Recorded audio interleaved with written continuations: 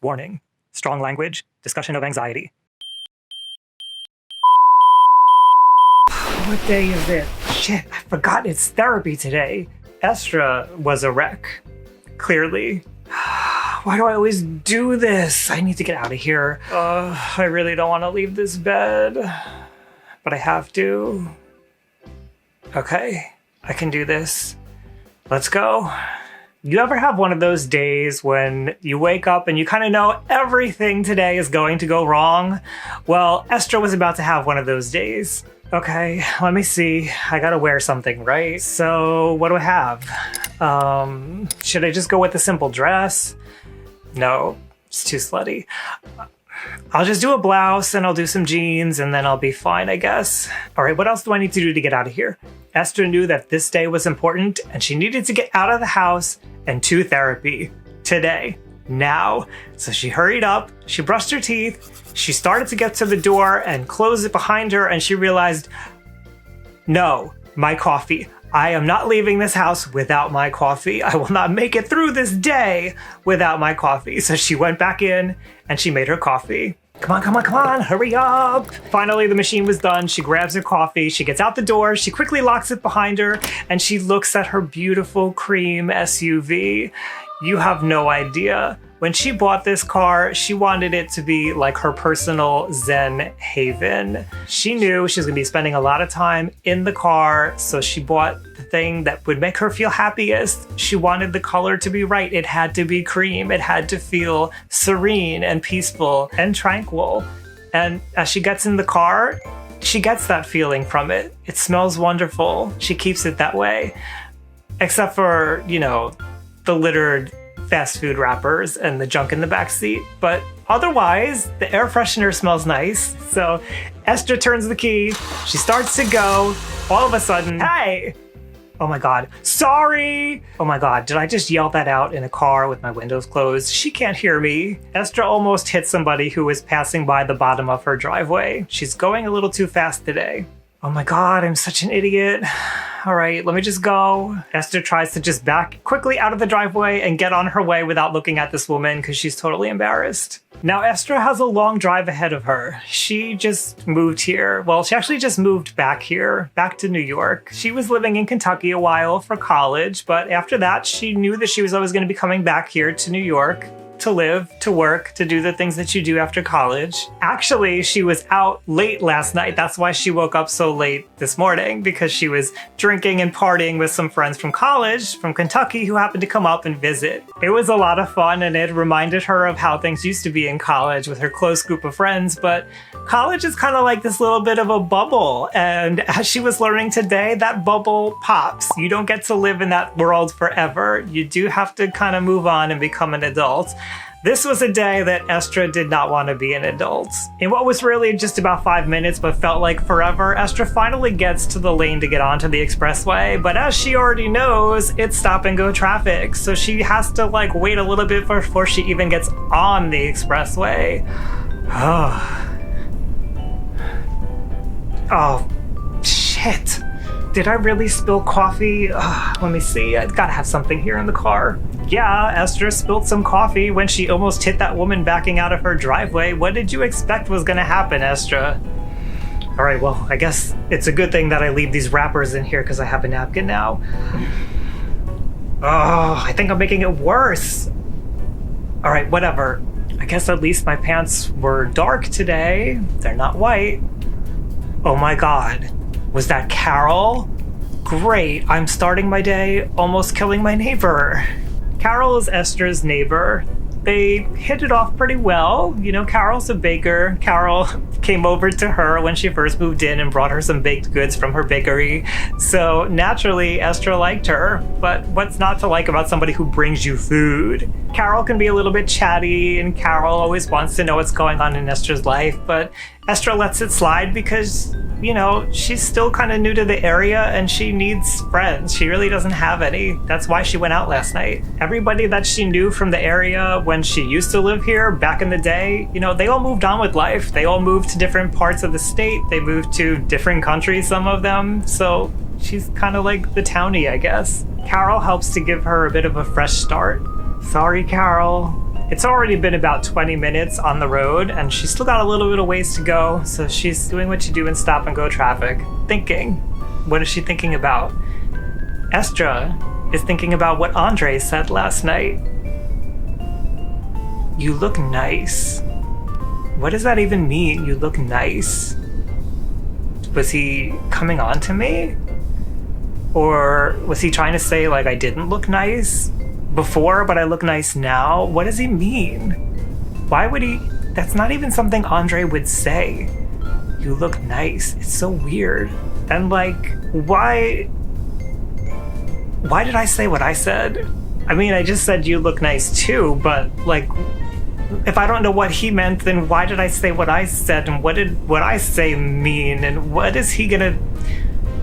This is so weird. Am I hungover? I shouldn't be driving if I'm hungover. No, I'm not.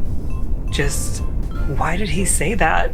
Now, Estra's not particularly interested in Andre in any kind of romantic way, but now that he said this to her, she's kind of questioning, how does she feel about Andre? And if he feels more about her than she does for him, could she grow to like him? You know, she's getting a little older, and these are things that she thinks about.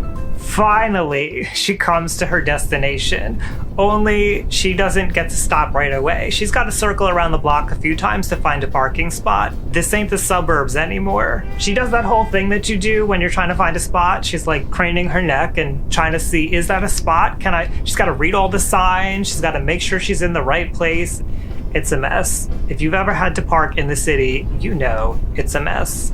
Finally, though, about the third time around, she gets a spot pretty close to where she needs to be to get to therapy. So she's happy. You know, it's not every day you get that spot. She gets out of her car and she's right by the crosswalk, but the crosswalk says, don't walk. So what do you think Estra does?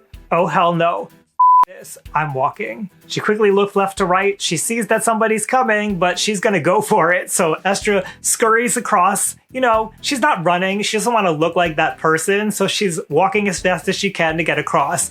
As she's almost there, the taxi that was coming up the road honks their horn really loud. Oh, screw you. I made it across. You weren't gonna hit me. Estra's still got a block to go. She's still getting used to coming to this place. She's not familiar with the area that well. She only started coming maybe like a couple of months ago, but she likes it. She's always liked the city. There's something nice about being surrounded by these tall, strong concrete buildings. You know, I think a lot of people would think that the city is this horrible, messy cacophony of sound and lights and scary stuff around you, being surrounded by strangers in unfamiliar places. But for Estra, it's always felt really nice. It's felt comforting. And actually, this part of the city where she's going, it's pretty calm. You don't see that many people on the sidewalk, and it's really not that busy. Sure, there's a lot of people parking, but they're in the buildings. They're not out on the street. Okay, the red door. I'm almost there. She takes a deep breath and just takes it all in. It's nice. Finally, she gets to the gigantic glass doors and she knows she's in the right place. She pushes on the silver handle and it won't budge. Why do I always do this? She pulls on the silver handle and now she's inside. Inside, the lobby is pristine, but she doesn't need to be in the lobby. She needs to get to therapy. So she walks past the desk. Nobody's even at the desk. It's too early.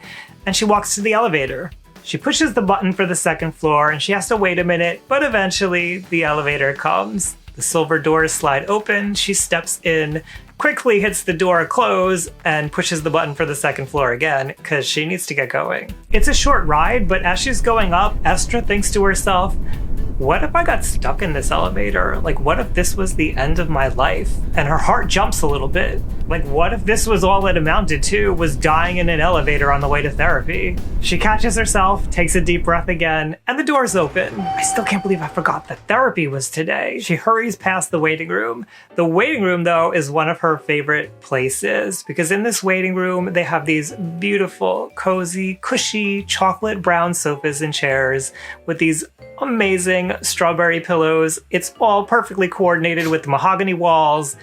Love it. She hasn't been going here for very long, but if she could just like sleep in that waiting room, I think she'd be okay. Estra quickly juts around the corner and gets into the room on the left. She sits down, but somebody's there? Across from Estra is Nina.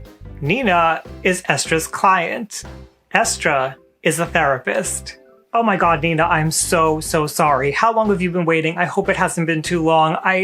I'm sorry, there's no excuse. It's okay. No, really, there's no excuse for this. I'm gonna give you half off for this session and we'll just go from there. Let's forget about what's going on right now. How are you, Nina? Esther doesn't seem to notice that Nina really doesn't care. Nina just wants to talk. Well, I'm doing all right, I guess. Okay, well, do you want to talk about how you're feeling? Is it related to that party that you wanted to go to with your friend? Well, yeah, I mean, you know, I was having a really hard time. I wanted to go. I really wanted to go to this party. She knows that. Everybody knows that I want to go out and do things, but I can't. She called me, okay? And I ignored it because, like, duh, this is what I always do because I'm an idiot. But so I ignored her and she needed to know what to do for the party. Like, I get it. She needed to know, was I going or not? And I didn't give her an answer. So she was texting me. And then I was just getting like more and more afraid. I thought I was going to ruin things. So I didn't want to say anything. So I just pretended like I didn't see it or something. But she knows I see it. So she got really pissed off at me and she's been angry at me ever since. I just want to be her friend. I just want friends. Like, she's like been the most patient person. She's stuck up with me and she's put up with everything that I've done for the longest time. I can't even believe that I get to be her friend. And I want to be able to do things. I just don't understand why it's so hard. Why do I have such a hard time making friends? Well, let me ask you this. What makes you think that somebody wants to be around a friend who never wants to be around them? Excuse me? Oh my god, did I just say that? Why did I just say that? Shit. Estra, we need to talk right now. Why do you think Estra said what she said to Nina? Remember to subscribe so you don't miss what happens next. Life, work, relationships, it's all mental. Names, characters, businesses, places, events, locales, and incidents are either the products of my imagination or used in a fictitious manner. Any resemblance to actual persons, living or dead, or actual events is purely coincidental.